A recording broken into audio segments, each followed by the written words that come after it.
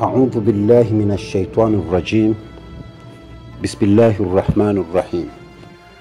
الحمد لله رب العالمين يا رب، والصلاة والسلام على أشرف الأنبياء والمرسلين. أما بعد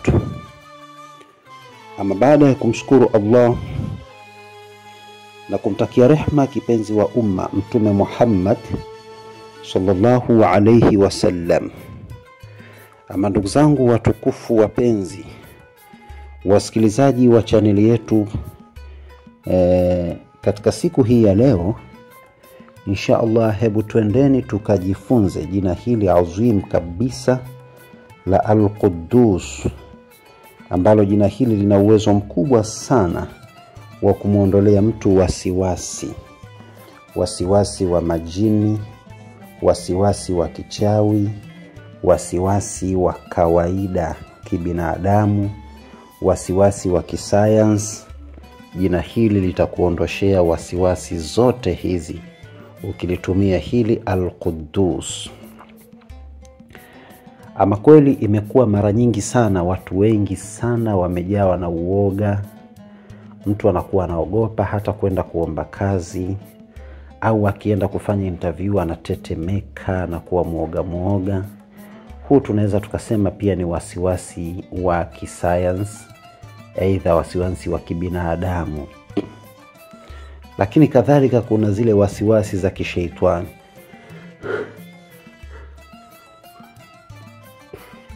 Mtu hata akiswali wakati mwingine anakuwa na mashaka, anahisi kama swala yake haijatimia. Wakati mwingine mtu anaweza akafanya jambo lakini anakuwa analifanya nusu, anahisi kama vile hajalifanya inavyostahili. Mtu anakuwa na mashaka katika biashara zake, ana mashaka katika mali zake. Yeye mwenyewe tu anakuwa ni muoga. Kikitokea kitu kidogo anashtuka sana, anakuwa na mashaka makubwa sana, anakuwa hana amani. Kwa kifupi, yani mtu anakuwa amani yake kwake ni ndogo sana katika upande wa maisha. Sasa tunayo solution ya kwenda kuondoa wasiwasi. Lakini pia kuna mtu mwingine anakuwa muda mwingi anakuwa ni mtu wa kushtuka, ni mtu wa kuwa na mashaka kwa sababu ya majini. Kuna wasiwasi wa mashaitani, yani kila anapokwenda anakuwa hajiamini. Kitu kidogo kikitokea anashtuka, anahisi kwamba anakufa, au akiumwa kidogo anaamini kwamba hiyo homa ndio inamuua. Huu tunaita ni wasiwasi wa kishaitani au majini. Lakini kadhalika kuna wasiwasi wa kichawi. Wasiwasi wa kichawi ni mbaya sana. Asilimia kubwa sana baadhi ya watu wenye kupatwa na masuala kama haya, mwingine hata kutoka hatoki kabisa, anakaa nyumbani. Mwingine yuko radhi kuacha kazi, anaacha kabisa kazi kwa sababu ya wasiwasi wa kishaitani. Anaamini kwamba akiendelea kufanya kazi sehemu husika, basi anaweza akafa, anaweza akapata madhara makubwa, anaweza akadhurika. Kwa hiyo hizo ni baadhi ya wasiwasi ambazo ni hatari, ambazo tunatakiwa tujiepushe nazo. Na kujiepusha nazo, hakuna njia nyepesi zaidi ya kurudi kwa Allah na kumuomba Mola wetu aweze kutuepusha na hizi wasiwasi. Sasa njia nzuri kabisa ya kufanya kuondosha hizi wasiwasi tunayo ya jina hili la Al-Quddus. Lakini pia jambo lingine la pili hapa, tunazungumzia suala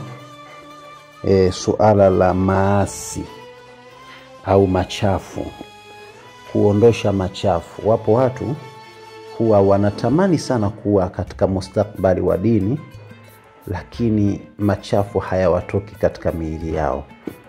Yani miaka yote, every day mtu anatamani kuzini tu, awe mzinifu, au anatamani kunywa pombe, japokuwa pombe yenyewe haipendi, lakini moyo wake hautaki kuiacha. Ile tamaa inakuwa imegubikwa na ile pombe, lakini mwenyewe anatamani aache, maskini, lakini moyo wake ndo hautaki kuacha. Huko tunaita ni kuondosha maasi ambayo hayataki kuondoka, yameganda katika moyo, yameng'ang'ania, yamebana katika mwili, hayataki kuondoka. Yupo mtu anavuta sana sigara, lakini anatamani sana kuacha sigara. Akiacha wiki moja tu anarudia, akiacha siku 5 tu anarudia, yani anashindwa kabisa kuacha. Sasa pia njia yake si nyingine bali ni Al-Quddus pekee ndio inaweza kwenda kufiti mambo haya. Sasa hebu naomba twende tukaichunguza hii Al-Quddus.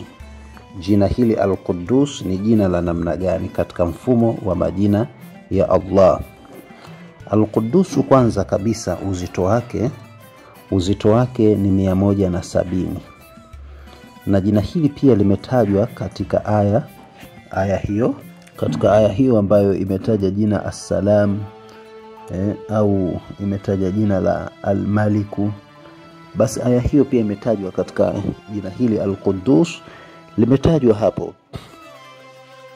Yani aya ya 59, yani sura ya 59 aya nambari 23, ambapo Mwenyezi Mungu anasema huwallahu alladhi la ilaha illa huwa al-malik al-quddus. Hapo ndipo tunaona jina Al-Quddus mpaka mwisho wa aya.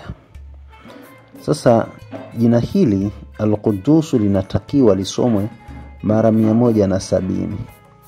Litasomwaje? Nisikilize kwa umakini sasa.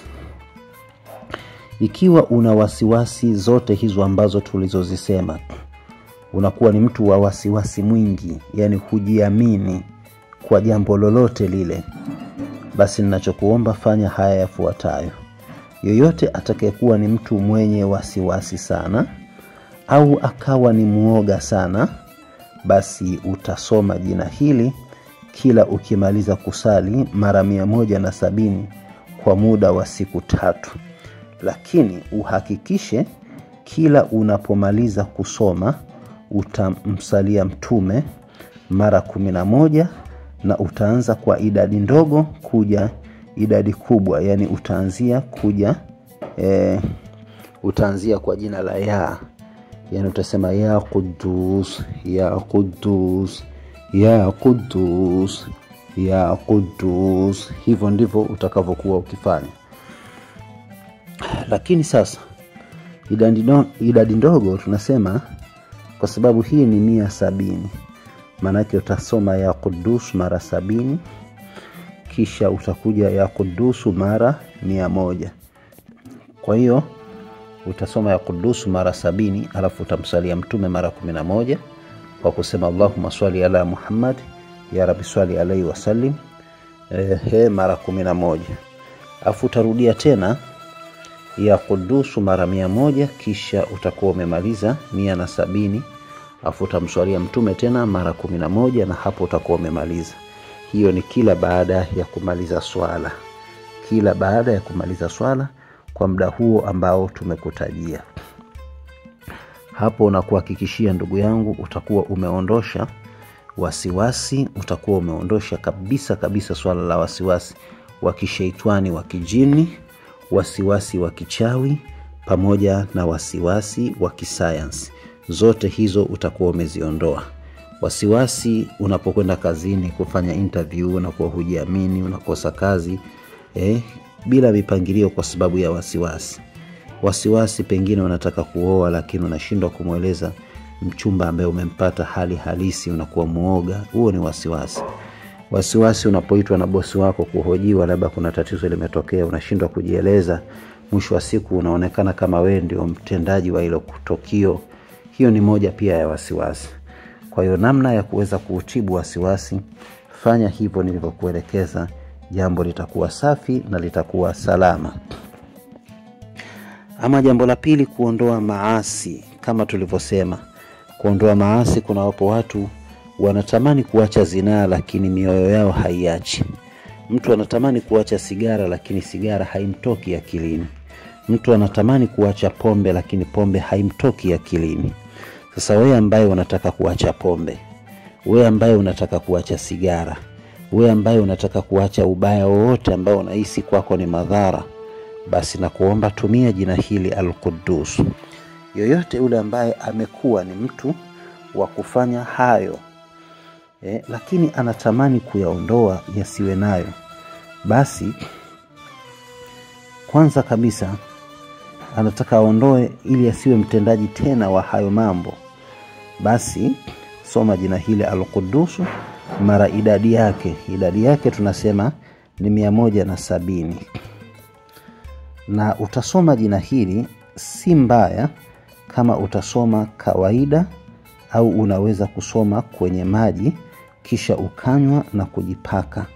Lakini bora zaidi jina hili utalisoma kwa mfumo huu. Ukalisoma kwa mfumo huu ambao tunakufundisha. Japo utaweza kusoma unavyotaka, ukipenda kwenye maji, ukipenda kawaida. Utasoma hivi: Subuhu Quddusu Rabbul Malaikatu Waruhu. Badala ya kusema Quddus ya Quddus, la, Subuhu Quddusu Rabbul Malaikatu Waruhu. Bas utakuwa unarudia hivyo mara 170.